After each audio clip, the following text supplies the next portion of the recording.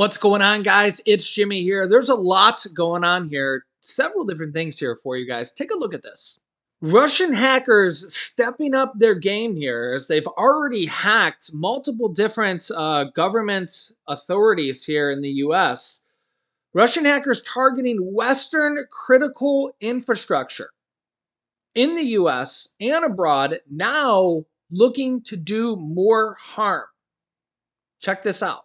The UK's government's cyber defense agency warned on Wednesday here of an emerging threat to Western critical national infrastructure posed by hackers sympathetic to Russia and its war on Ukraine. Russia aligned, quote, hacktivists with an H, right? Have carried out largely harmless online campaigns before this, have defaced prominent public websites or knocked them offline. However, some of these groups have been actively plotting ways to do more real world damage. Real world damage. Britain's National Security Crime Center, known as the NCSC, part of the GCHQ eavesdropping intelligence agency, said in an alert, quote, some have stated a desire to achieve a more disruptive and destructive impact against Western critical national infrastructure. Critical infrastructure, including in the UK and in the US, the NCSC has said, saying, quote, we expect these groups to look for opportunities to create such an impact, particularly if systems are poorly protected, said the alert, which was released to the press at a 2-day conference hosted by the NCSC in Belfast. Although such groups are ideologically motivated and align themselves with Russian state interests, they are not subject to formal state control, aka Russia's not going to punish them.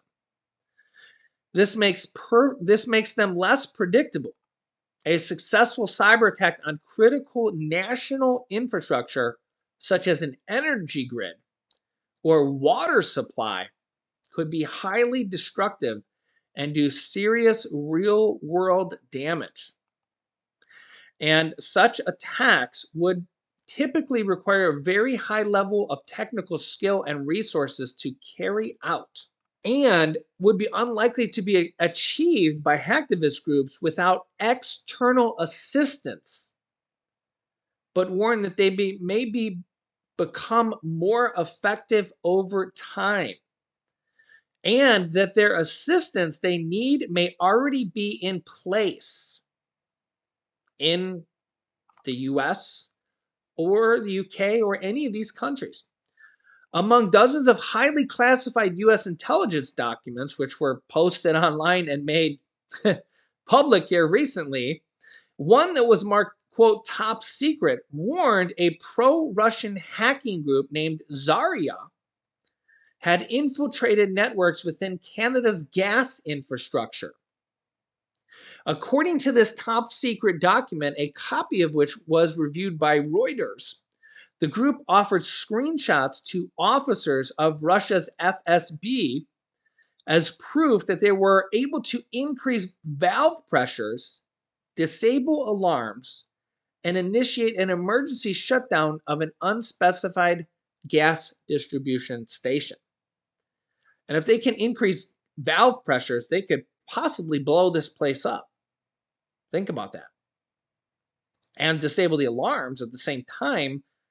They could do this and they wouldn't even know that it's happening, right? Yeah.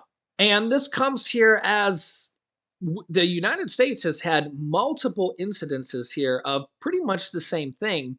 If you've been watching my channel, we've already gone over this here. Basically, Russian hackers will try to hack anything they can and are constantly looking for um, leaks, breaches, and vulnerabilities here in, and think about this, energy grids, water supplies. Um, they've hacked airport security websites, government websites, and when they get into some of these websites, there's data as well. And when data is accessed, you don't know what they get access to, and the government surely ain't going to tell us most of the time. Yeah. In fact, it's some people are saying that this leak of classified documents, albeit not something that should be done, don't get me wrong, has actually revealed a lot to the public. It has also revealed a lot to our enemies as well. But it's a double edged sword because Americans are finding out a lot of things that are going on in a not so great light. Of course, Russia, China, North Korea are also finding out these things as well. So we're learning about vulnerabilities on both sides, but also Russia's learning about things that we know about them as well, so they can beef up their vulnerabilities that we knew about them. So there's kind of as I said, it's a double-edged sword. So anything that we knew about, say, Russia, China, Iran, North Korea, and intelligence that we knew about them that maybe they didn't know we know, cat's out of the bag, at least in what was released in these leaked documents. And that's where it's kind of like, yeah, this is, I seen a couple comments that said, no documents should be classified, everything should be released. And you got to really kind of think about that, because that can't be the case. Imagine if we released everything we knew about Russia, China, and North Korea, all the secret stuff we know about them, and we just released it to the public. They would fix all their vulnerabilities. And I mean, and the other problem with that is, like, imagine if we released everything that we know, or all of our troop locations, and we just can't do this stuff. I mean, we can't tell the world where all of our troops are and all of our intel. It's just, I get that, like, a lot of people want us to release more to the American public, but when we do that, we're also releasing our information to the whole world, aka countries that don't like us, aka our enemies. So you got to kind of put that into perspective here on, you know, th- remember, we have literally incidences like 9/11, Pearl Harbor, and we have a war in Ukraine right now. So you got to kind of remember that we have to protect our own national security. We get hacked probably on a frequent basis. So we have enemies of the state. So um, when this happens, it's literally, uh, this guy was literally a traitor. And I get that now that it's out, we can scrutinize the government and say, well, we got to fix this. We got to fix this. This shouldn't have been done. That shouldn't have been done. So now that it's out, it's like you can kind of look at it from both sides of the coin and say, well, we got to fix this. The government shouldn't have did that. This is wrong. Why the hell did this happen? All these different things. And in some ways, the guy kind of looks like, hey, he did us a favor by releasing these documents. But on the other hand, you can go and commit treason against our country by releasing this stuff. It actually puts a lot of people in danger, and it releases this intel to our enemies and stuff like that. So, like I said, it's a double-edged sword, and I mean, you definitely can't go and take classified documents from the military and then release them, especially when you're a member of the military. And he clearly knew this. But now that it's out and everybody has access to them, the government and the military has a lot of explaining to do and a lot of fixing to do. So we might as well discuss it and see again, just like with this Chinese spy balloon, and with 9/11 and Pearl Harbor and all these different kind of situations, we can learn from our mistakes and fix a lot of the problem. I mean, look at the security protocols that we have just from 9/11. Just from 9/11, we've kind of beefed up our security.